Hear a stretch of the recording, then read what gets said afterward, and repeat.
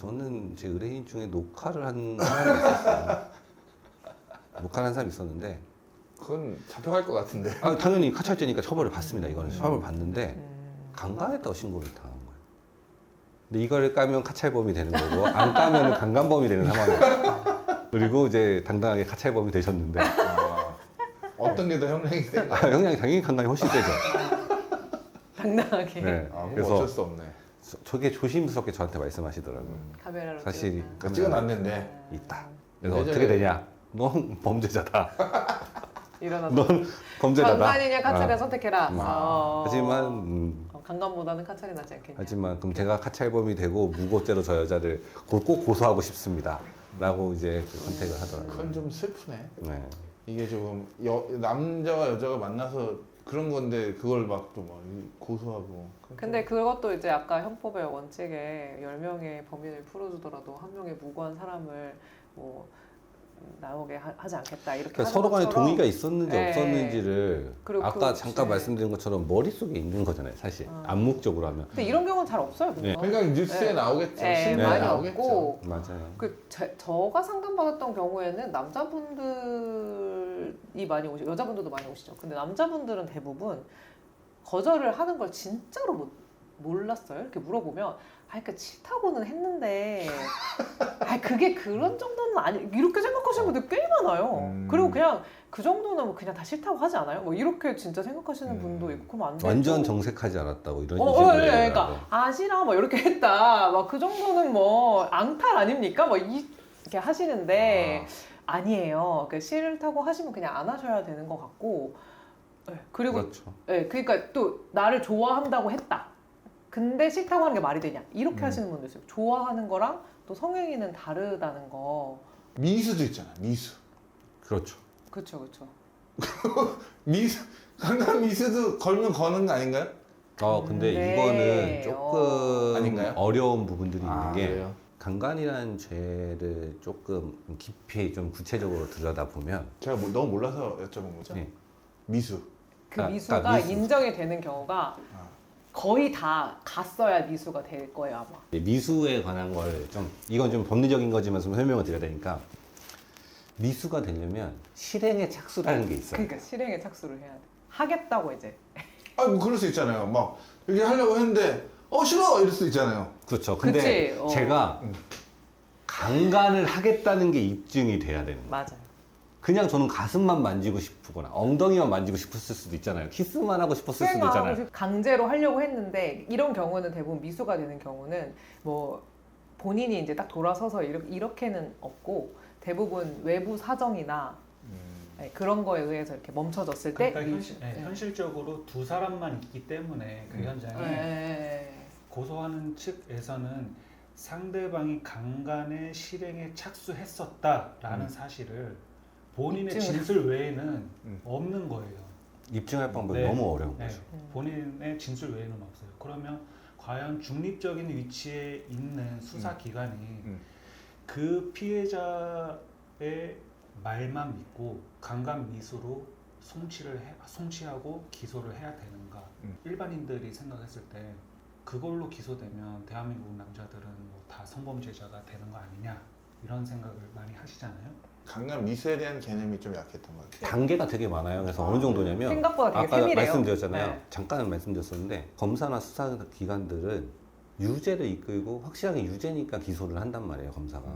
근데 강간 미수 같은 경우에는 입증을 해야 되잖아요. 검사가 결국은 당사자니까. 근데 강간까지 가려고 했던 사람인지 아닌지를 정확하게 알 수가 없는 거야. 그래서 어느 정도까지 강간 미수 기소를 잘 안 하냐면 제가 제가라고 하니까 제가 범죄자 너무 같은데 어떤 남자애도 할게요. 남자가 여자를 강간을 하려고 했어요. 하다 보면 뭐 키스도 하고 엉덩이도 만지고 가슴 만지는 경우도 있고 그리고 그러니까 음부 부분을 만지는 경우나 손을 이용해서 만지는 거 있을 수 있잖아요. 그러면 쟤는 진짜 약간 강간하려고 했던 놈이 맞는 것 같은데 라고 생각을 하더라도 정확하게 입증을 못해서 유사강간으로 기소하거나 송치되는 경우가 되게 많아요. 강간 미수와 추행의 형량의 차이가 큰가요? 그죠. 완전 다른 개념인가요? 네. 다른 범죄. 저는 그냥 성범죄는 다 싸잡아서 다 성범죄라고 생각했는데 다 다릅니다. 달라요. 카메라로 촬영하는 거, 추행 희롱도 만지는 있고. 거, 그리고 추행의 부위도 형량에 되게 많이 영향을 미치죠. 이제 바꿔서 우리가 이제 뭐 술 먹고 야 이거 술 취해서 한 행동이야 싸움도 뭐 이런 거 있잖아요.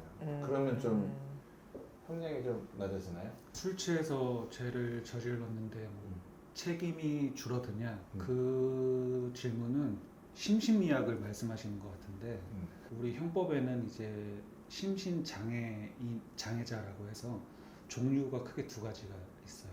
심신상실이 하나가 있고 또 다른 하나는 심신미약이라는 게 있거든요. 이게 심신상실은 뭐 이제 사물을 변별할 능력이 없거나 아니면 의사를 결정할 능력이 전혀 없는 사람을 말하고요. 이 경우에는 처벌받지 않아요. 예, 형이 아예 면제가 되거든요. 근데 심신미약은 그런 능력이 현저히 낮은 상태를 의미하고 이 경우에는 형을 감경할 수가 있어요.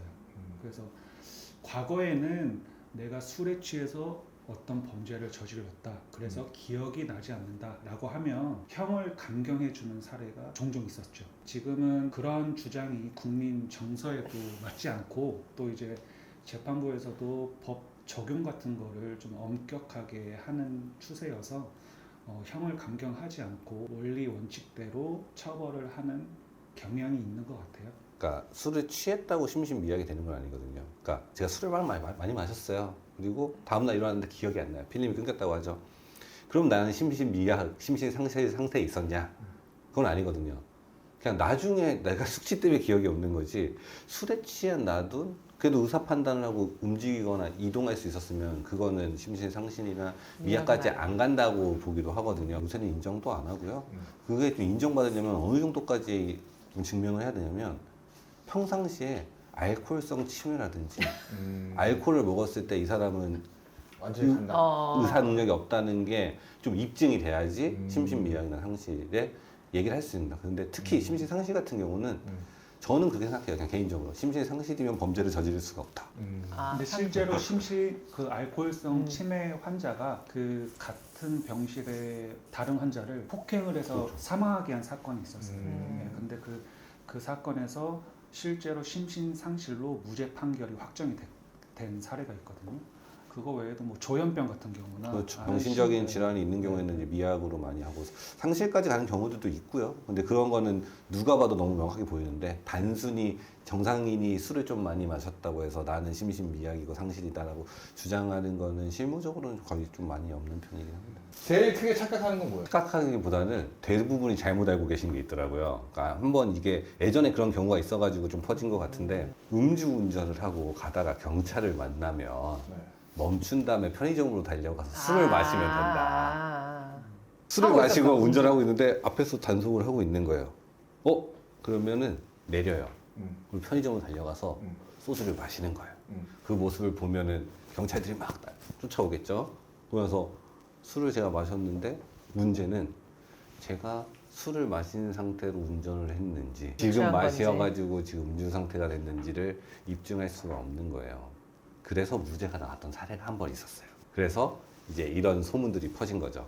단속을 하는데 내가 음주를 하면 뛰어가서 마시면 된다. 최근에도 사건이 있었잖아요. 네, 그리고 또 이제 연예인분이 또 네. 술탁이라고 하거든요. 그걸 또 하고. 술탁이 안 된다고 지금. 그래서 일단은 뭐 여러 가지 일이 있었지만 그냥 명확하게 말씀을 드리면 작년에 법이 시행이 돼서 음주 측정을 곤란하게 하는 행위를 하면 측정 방해죄로 처벌을 받습니다. 이 처벌 수위도 꽤 높고요. 그리고 그럼 음주운전 높아요? 그게 높아요?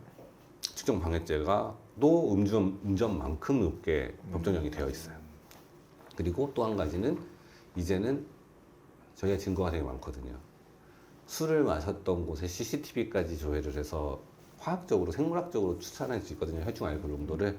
그런 방법을 다 동원해서 음주운전의 수치까지 측정해서 나오고 그 혈중 알코올 농도를 법원에서도 많이 인정하는 편입니다. 이제. 그래서 절대로 하면 안 되는 행동인 거죠. 음주운전 자체를 하면 안 되는 거고요, 당연히.